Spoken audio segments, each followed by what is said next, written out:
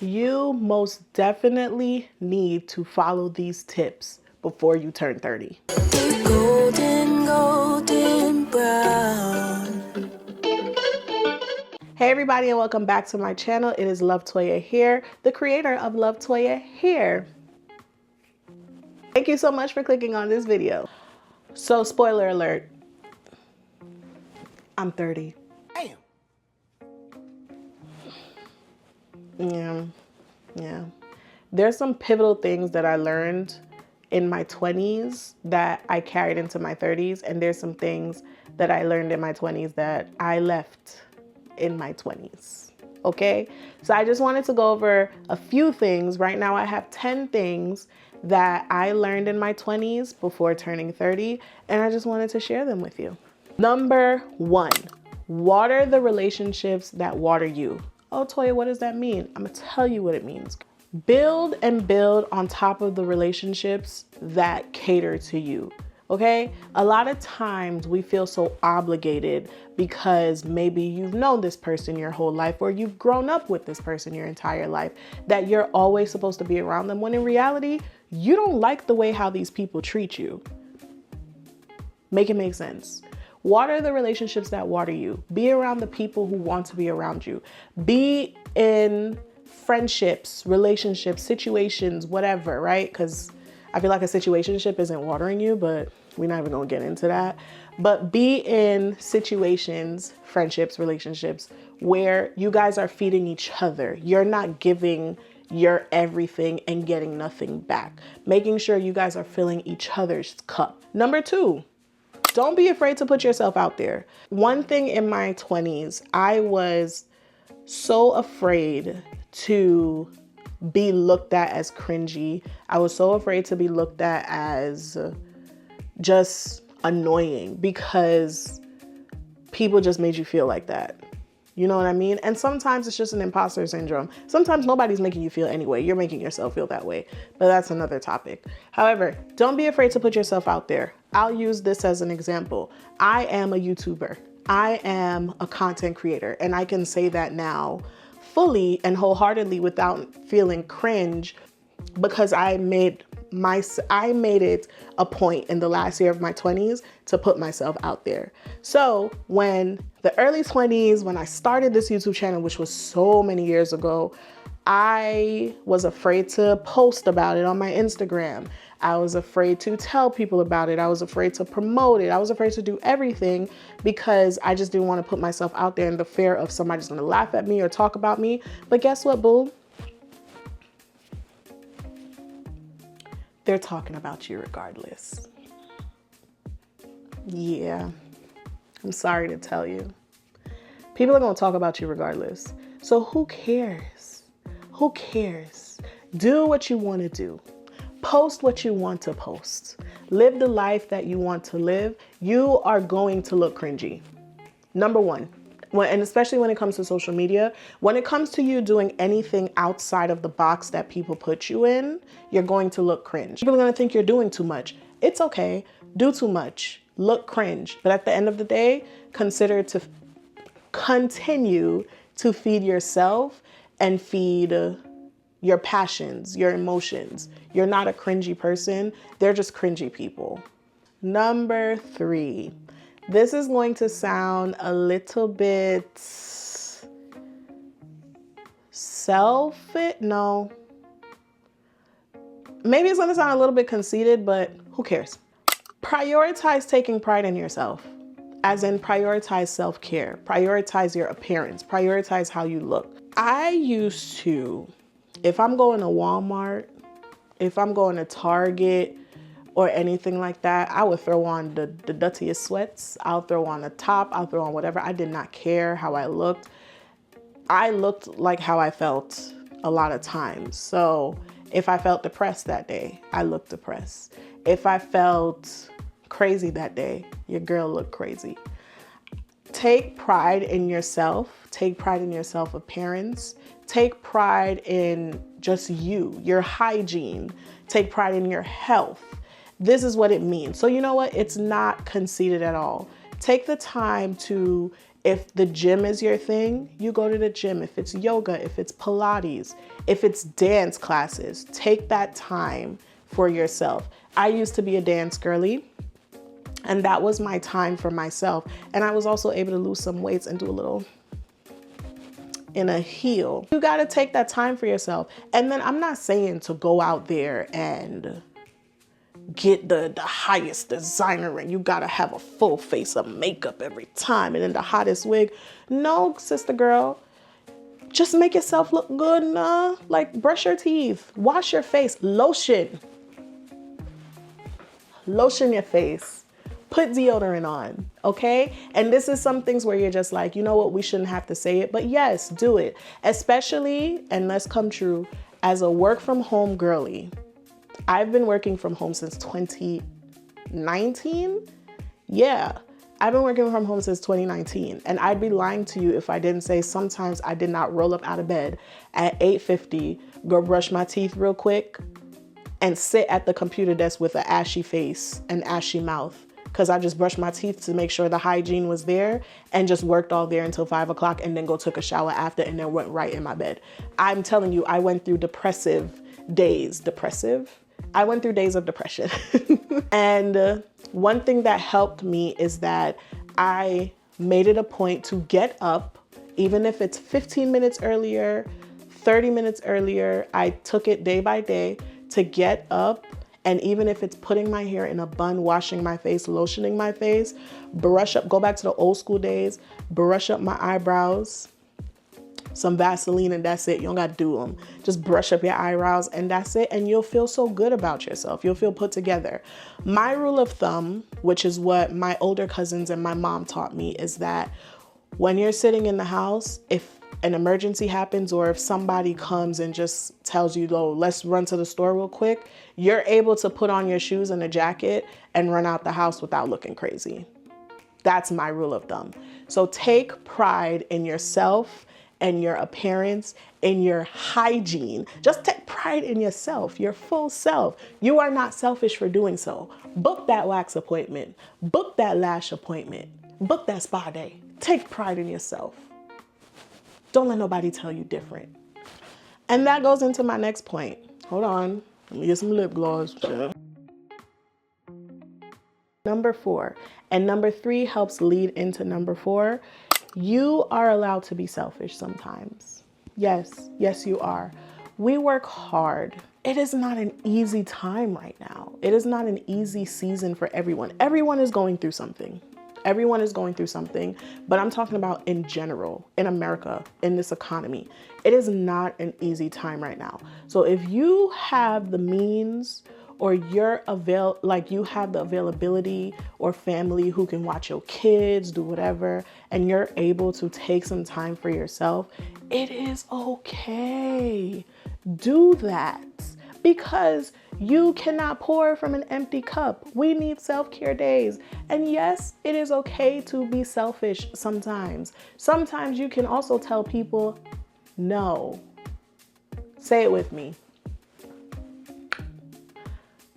No. I'm not telling you to be a jerk. I'm not telling you to be someone that nobody likes. That's not what I'm saying. I'm just saying sometimes it is okay to be selfish. If you normally tell people, yes, I can drop you to the store. Yes, I can babysit. Yes, I can do that. And then on this specific day when somebody's asking you, can you babysit? It's the only day you have off or it's the only alone time you have. Say no.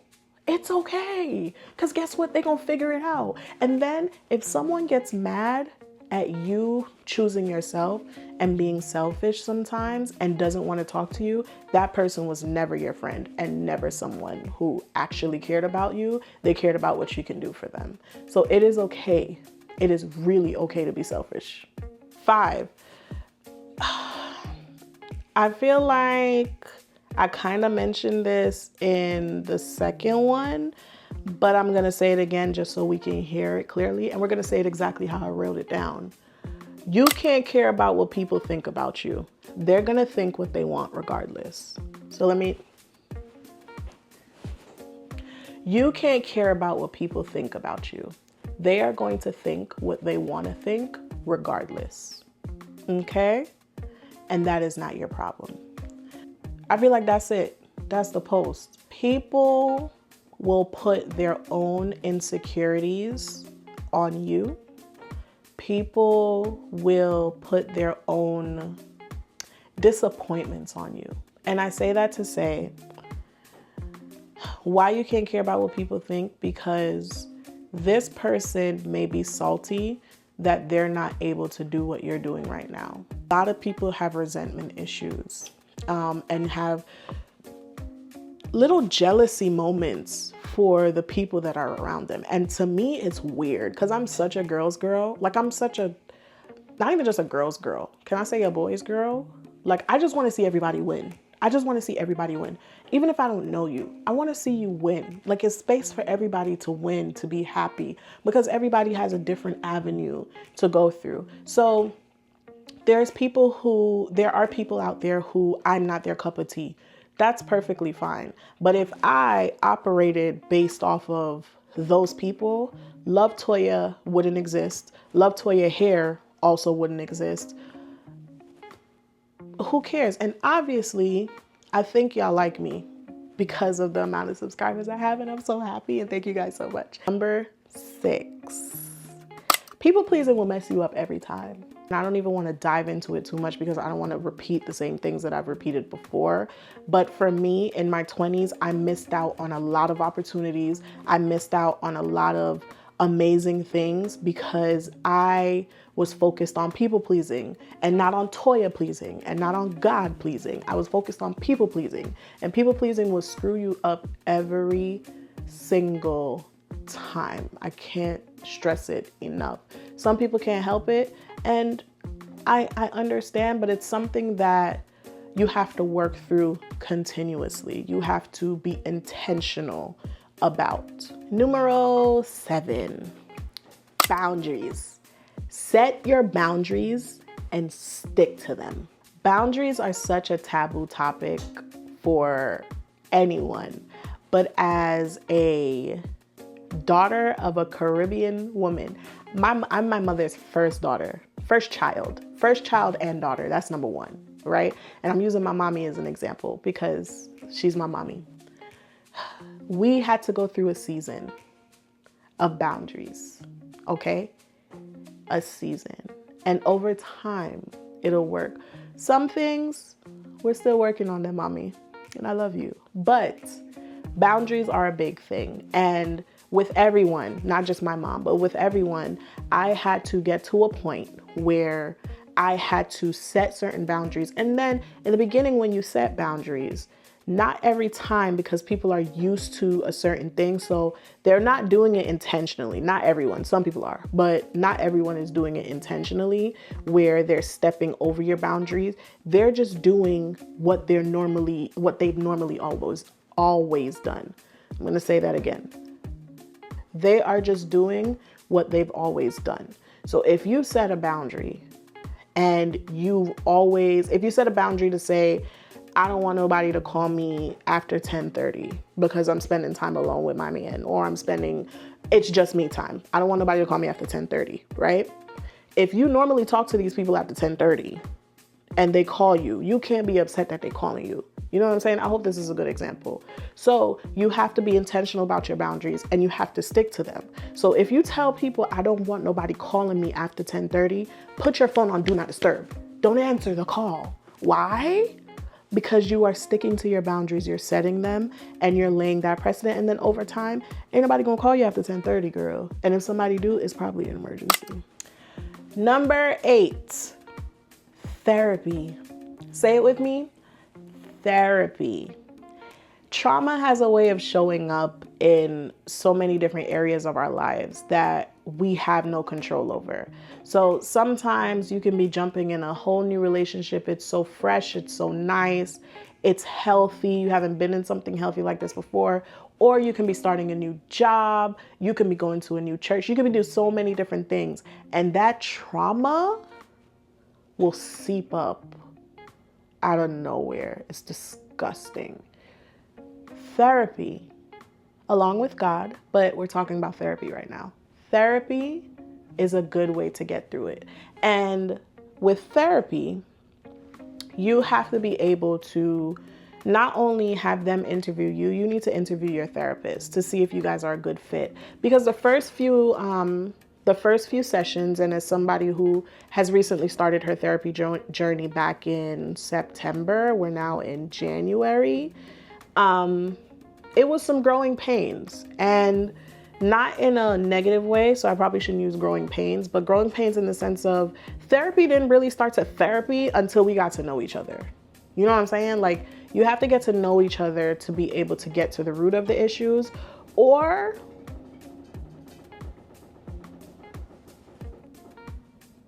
that was the heater. It's still got some left in it.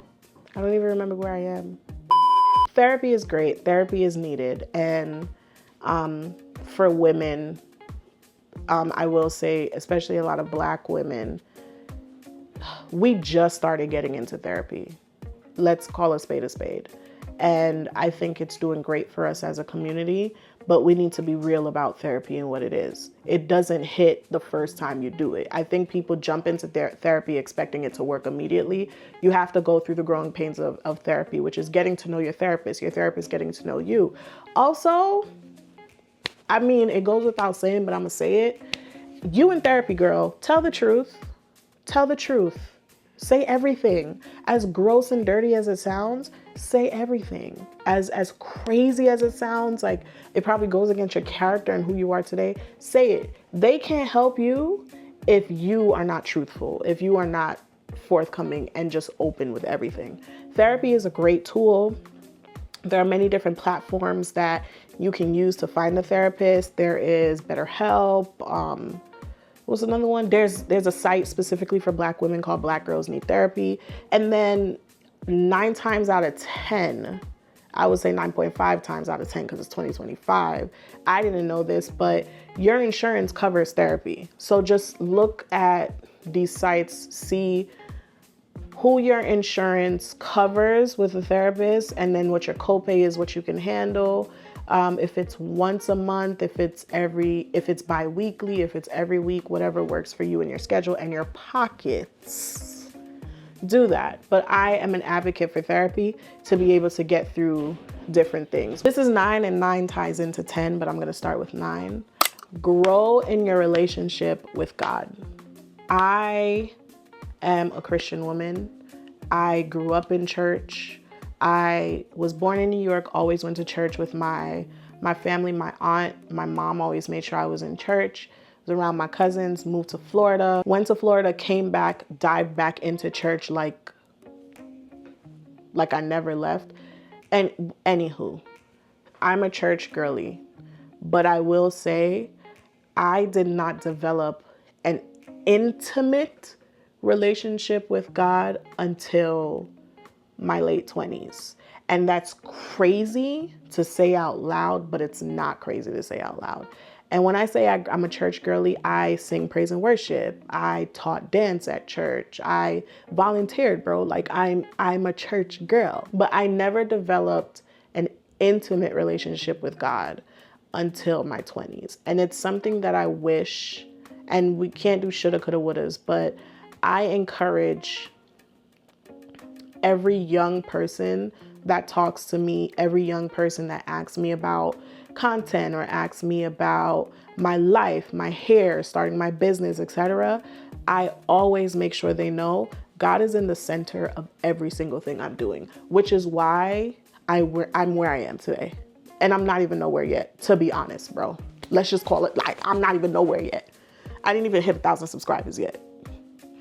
But one thing about it, I feel so happy and fulfilled in what I'm doing. And I do have God to thank for that. He's in the center of every single thing I did. I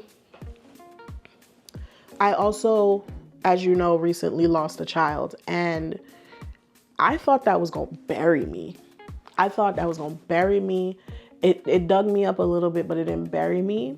And it helped me grow even more with Christ and that intimacy, because through that, and it's crazy to say, if you want to hear more about it, I could talk about it, but we'll see. It's crazy to say that through that, I saw how much God loved me. I saw how much he cared for me, how he nurtured me through that whole situation, even though Nevaeh passed away. My daughter's name is Nevaeh. Even though she passed away,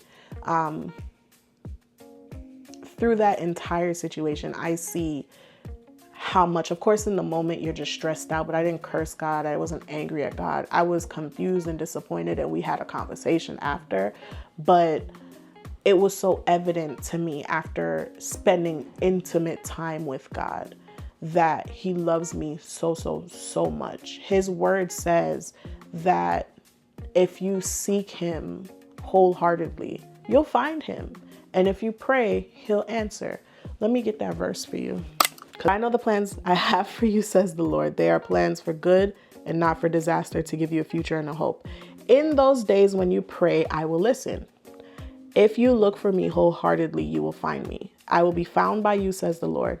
I will end your captivity and restore your fortunes. I will gather you out of nations where I sent you and will bring you home again to your own land. He loves us so much. He's not a liar. He cares for us. And then I'm always going to advocate and tell the next person to seek him for yourself. Grow that intimate relationship, because it's literally like no other. It's an amazing, amazing feeling. And then this goes into number 10.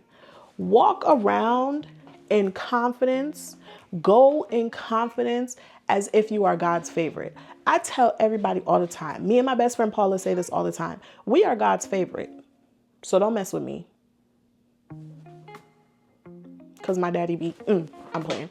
But I'm God's favorite, and I walk in that confidence. The confidence that I have now that people tend to say, oh my gosh, Toya, this is so great. Oh my gosh, you're so confident. Where you get this from? This has not always been here. This has not always been here. I used to be OD insecure. I used to second guess everything. I would like be scared to like try things, do anything. Me posting wig videos, me doing wigs on the internet. What? I used to love doing it, but was so scared to do it because there's so many people out here that do it better than me. But guess what? I'm gonna post what I post so somebody can learn from me while I learn from them. We could all learn from each other. And also, there's only one me. Walk in the confidence that you're God's favorite. Walk in the confidence that you're God's child. And can nobody stop you? Can nobody do none of that? And I want to make sure I say this to say, I'm not perfect. I don't have everything figured out. I don't know everything or pretend to know everything. I just always want to drop as much gems as possible to people out there, because I really wish that I got some gems as well that I'm learning in my late 20s. Well, that I learned in my late 20s, because I'm big 30 now. I'm not perfect. I still struggle with things. Sometimes I do struggle with insecurity. Sometimes I do struggle with self-doubt. But then I remember who I am. And then I remember whose daughter I am. And I walk in that confidence. Sometimes you got to talk yourself out of it. I'm very intentional with my time. I'm very intentional with who I am. And I'm very intentional with the relationships and the people around me. So friends, thank you so much for watching this video. I really, really hope that you enjoyed it. I really like filming sit-down videos like this. So please tell me what you want to see, what you want to hear. I've been thinking about making a video about my YouTube journey. I was able to grow my account from just like 100 subscribers to 800. I think it's 819 at this point. And I want to give tips and tricks on how I was able to do that. So I might post that. Let me know if you want to see that. But thank you so much for watching this video. Once again, it's Love Toya here, the creator of Love Toya Hair, and have a good one.